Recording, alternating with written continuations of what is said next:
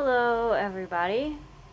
I am having an intense week of anxiety. I hope your week's going better than mine. Whew. Sometimes it's like I have good reasons to be anxious, and sometimes it's like I don't even know if my reasons are valid or not. Just a constant battle. Anyways, I had a really hard time deciding what to talk about this week. So please feel free to send in ideas. Some things I was thinking about talking about were boundaries, setting boundaries, finishing your creative projects, having too many ideas, which I've talked about a little bit in other videos. There was a few other things. Limiting beliefs, being worried about like your family judging what you put out there. If any of that resonates, leave a comment and let me know. But what I decided to go with was how to unlock your full potential as an INFJ or INFP. Obviously, this is something I'm still working on, but I put a lot of work into figuring it out. So maybe this will help some people. One thing I feel like is like when we're trying to get something done, we feel like we have to work on it harder and spend more time working on it. Like we're not doing enough. If we're not getting there, it's because we're not doing enough. And the idea that I want to volunteer is do the opposite. If you're just pushing harder and harder and harder and it's still not getting done, obviously that doesn't work. So just try relaxing instead. Sometimes when you kind of like do the opposite, things just kind of come together. So yeah, just like you can only push yourself so hard, and I think we get into these patterns where we think if it's not working, it's because we're not doing enough. But we can't really use our intuition when we're overthinking. We can't really let our subconscious work if we're actively engaged in a problem. When you just like take a break and go for a walk and go for a drive, sometimes that's when your best ideas are going to come to you. So if you're trying something and it's not working, instead of just trying harder, try letting go a little bit. There's kind of a difference with INFJs and INFPs where Js, we like to have a plan, we like to have things ironed out. Ps like to be more loose and open, but I think meeting in the middle sort of can be good for both of us. So the Js, sometimes we overplan. We plan so hard, we spend so much energy planning our projects, we don't actually get them done. So my advice for the Js is to have some free time. Like give yourself some time to just, your mind, some time to just wander. Just relax a little bit. Something that helps Js do that is to plan unstructured time. So you're at least planning the block of time that you're going to do nothing. That kind of helps us because we're still planning something. The Ps don't like structure as much. They like to keep things more open-ended, but that can keep them from getting things done. Sometimes Ps need a deadline to force them to work on something or to get something done. So my advice for Ps is to try a little bit of structure. Like set a timer for just an hour and just say, I'm going to work on this for an hour. So just like scheduling time in to have a little bit of structure for whatever you need to get done. You know, it can just be like a 30-minute timer. It doesn't have to be long.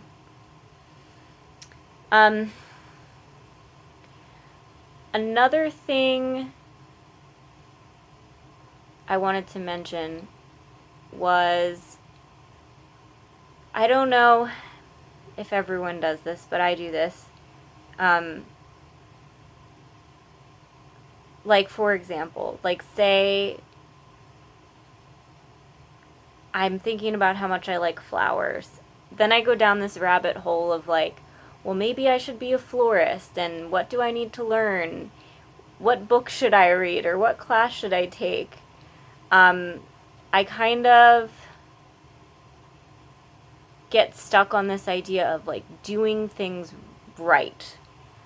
And then I kind of like lose the enjoyment in it. Liking flowers doesn't mean you should go be a florist. I don't know if this is just me. I feel crazy if everyone else is like, I have no idea what you're talking about. But it's like, I'm like, say I'm trying to decide what I want to do for a career. I'm thinking about how I like flowers. I decide that means I want to be a florist. I'm deciding on the destination,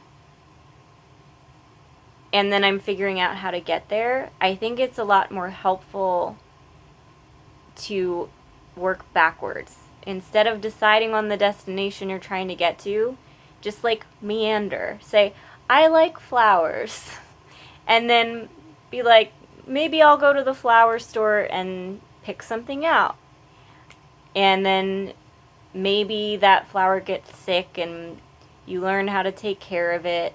And, you know, maybe that leads you down some other random path that has nothing to do with being a florist. But I think INFJs especially, we kind of like look too far ahead and we decide on the destination instead of using it as like a more subtle clue.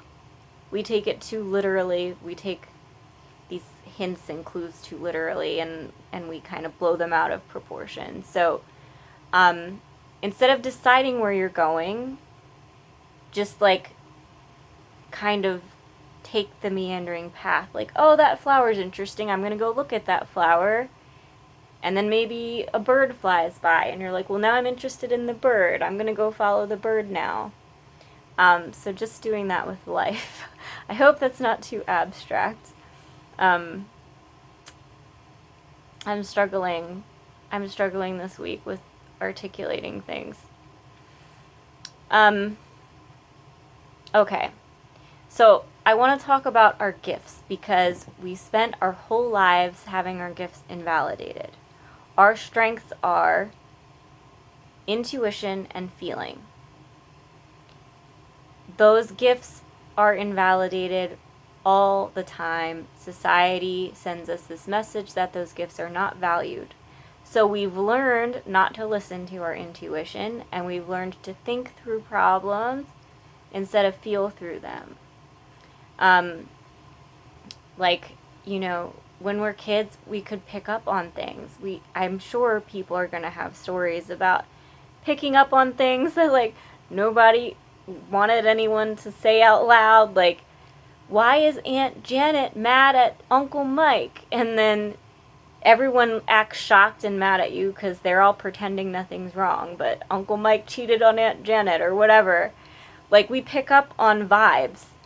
And when we said it out loud, everyone acted like we were doing something wrong. And so we kind of like just learned to keep it quiet. We learned nobody wanted to hear what we were observing. So it takes time to reconnect with that part of ourselves and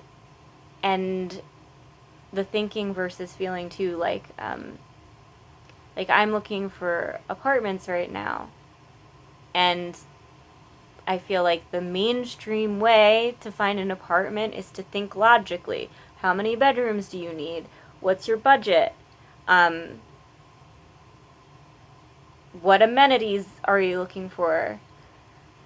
And the way I really want to find an apartment is I just want to see what feels right. Like, what's the vibe? I don't care how many bedrooms it has. I care about, like, the feeling I get when I'm there. And we've learned that that's kind of crazy and irresponsible, and, like, well, what if that you feel like you want an apartment that's too expensive? I mean, don't go crazy, but I feel like if you just pick what feels good to you, things have a habit of working out. The place I am now was too expensive, and I've been fine. I've been able to afford it. Things just panned out. So, yeah. The thing is, like, if you're in a place that feels good, then you're going to be able to focus on working and making money a lot easier. So feeling through things is another thing we've kind of learned to turn off. We've stopped listening to how things make us feel. So just getting in touch with those things again and validating that those are a strength. They're not a weakness. And value it for yourself. Like, we doubt ourselves so much because the world doubts those gifts. So just, like, when you're questioning yourself or you have doubts, just being like, well, I know that I have good intuition, and I know that I feel through things better than think through them. And just keep coming back to that and acknowledging that that's a strength and not a weakness, I think is important. As far as how we operate as empaths, I feel like there's also different gifts in that realm. Some of us are good at working with plants. We can tell, like, when a plant is sick, how to make it better. Some of us are not good with plants. Some of us are really good with animals. Animals really connect with us. We're really good at training animals or knowing when an animal is sick, or animals just gravitate to us when they don't normally gravitate to other people. And some of us are good with people and knowing how people feel and knowing what people are struggling with, even if they don't really say it out loud. I want to be good at, like, all of it. Like, I want to learn. I'm not really sure what my strength is. I've always loved animals. I've always been bad with plants, but I'm trying to get better. That's another thing where it's like, use your intuition and trust it. Maybe you're bad with plants because you haven't listened to your intuition so far. But a lot of people are kind of lost on what their gifts are. And I think for that, I would just say, like, think back to your childhood, because all of these patterns were less ingrained then. Just think back to your childhood and think, like, well, as a kid, was I good with plants? Was I good with animals? Was I good with people? I think that can be a good starting point. Another thing I have here is focusing on habits instead of goals.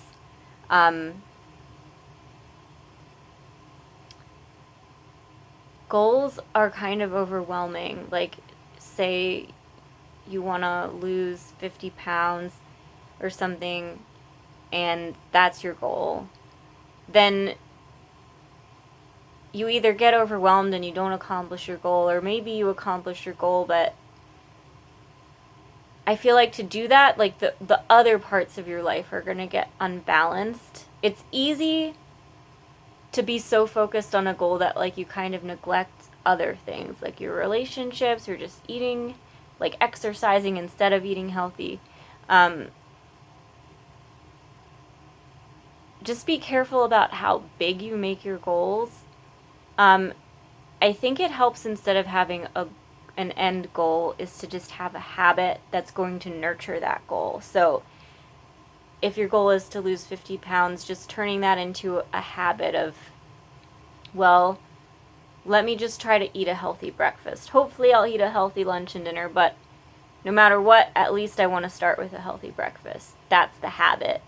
That feels way easier than like, I want to lose 50 pounds. I need to go to the gym every day and eat this many calories a day. Our energy gets drained very easily. And maybe that works for some people. But if you're struggling with setting goals like that, I think it's doable, but you just have to devote so much energy to that you're going to feel drained when you need energy for other things.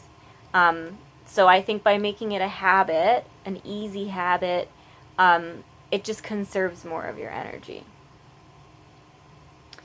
Another thing is to just think of, like, when you're stuck, just think of yourself as like a vessel. Just kind of take the you out of it, if that makes sense. Like if you're working on something and you're stuck, you don't know what to do next, just take a break. Like, use your subconscious. Like, assign that problem to your subconscious. Take a break, go do something else, and let your subconscious work on the problem for a while. Or sometimes it's really nice to just say, like, I'm going to start a timer and start writing, but I don't know what I'm going to write. Or I'm going to start a timer and start drawing, but I don't know what I'm going to draw. Just kind of like letting go and letting whatever wants to come through you come. And not being attached to like what it is or how it turns out or any of that. I think starting the day on a good note is also important. If you can just kind of like load your morning with good, nurturing, self-care type of stuff, that's going to help the rest of your day go way better. So that could be drinking a cup of tea or writing in a journal, meditating, stretching. I think if you don't start your day on a good note, you're going to try to get some of that stuff done at some point, and then there's going to be so many times the day just gets away from you. You run out of time, you run out of energy, it doesn't happen. So if you just make the first thing you do in the morning just something good for you and nurturing, then no matter what else happens that day, you at least did something good. You did something that made you feel good. And that the rest of your day is more likely to go well, but even if it doesn't, you can still feel good that you at least did that one thing. We also need a lot of rest and alone time. We need to eat, we need to sleep, we need to rest, we need to be alone. We absorb other people's emotions. We are constantly taking in a ton of information. We're not even aware of all the information we're taking in. That's how intuition works. Like, it's like our senses are gathering information constantly, and then we're looking for patterns in the information, and sometimes that's where we get our insights. Like, it's from information that we don't even realize we've taken in, but it's someone's tone of voice or someone's expression, or, you know, all kinds of little things are getting added up together in our brain, and it's spitting out this pattern that it sees. It's a lot to process. So just having alone time, like, rest is important, but especially if you can, like, rest alone. If you are a believer in, like, energy fields, there's a book called The Empath Survival Guide. I think it's by Judith Orloff, and she talks about how our energy fields are like 12 feet wide, and normal people it's like 6 feet or something. So whether you believe in that or not, like, even if you believe in it metaphorically, it means we're absorbing things from a much wider range. It's it burns us out. So if you're resting and somebody is like a few feet away from you, that's still affecting you. So just like get away, like get everyone out of your energy field and rest. And then the last thing I was gonna say is journaling. I feel like that's kind of like a way to communicate with your subconscious. It's a great way to just dump everything you're worried about or everything you're trying to think through. It kind of feels like I've released it now. I can stop worrying about it. Like my subconscious is going to work on it in the background, but there's nothing I can do about it. I've acknowledged it, and once you acknowledge it, it's a lot easier not to let it run your day.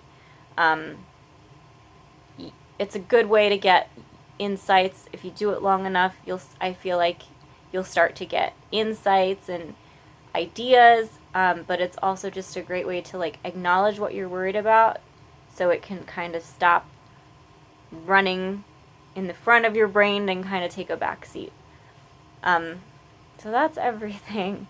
I feel like I'm kind of disorganized this week, so I apologize for that. But let me know if you have questions or if there's anything else you want me to talk about. And hopefully I'll survive the anxiety and I'll be back next week. Thanks, guys. Bye.